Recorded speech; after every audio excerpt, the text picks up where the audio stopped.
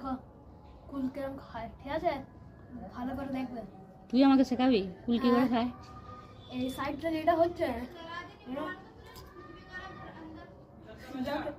সিধা কেটে নিলাম, ঠিক আছে? এরম খাও, এরম খাও, তুই আমাকে কুল খাওয়া শেখাবি? এরম খাও। আমরা ছোটবেলায় কি করেছি জানিস? কুল তুই শুনলে তো মাথায় হাত দিয়ে দাঁড়িয়ে পড়বে। আবার ফেলছিস কেন ওগুলো? ওই সাইডটাও খাই না। ওইটা আবার কুল খাওয়া শেখায়?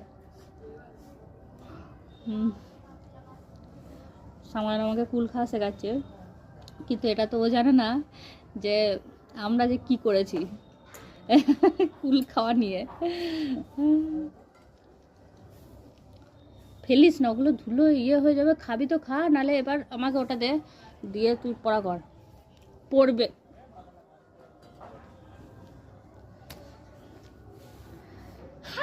আমরা যখন ছোট ছিলাম তখন কুল খাওয়া, বাপ রে বাপ।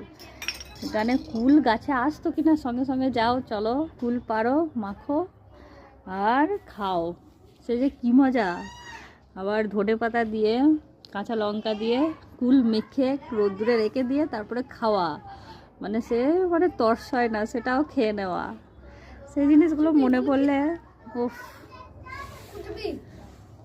তো যা, সেইটাই তো। ওই ওই ওই টাইমগুলো তুই কোনোদিনই পাবি না আমাদের, আমরা যেগুলো করেছি। সেই জন্যই তো গ্রামে মানুষতা, গ্রামে এসব জিনিসগুলো সব পাওয়া যায়, শহরে কিছুই পাওয়া যায় না। ভালো।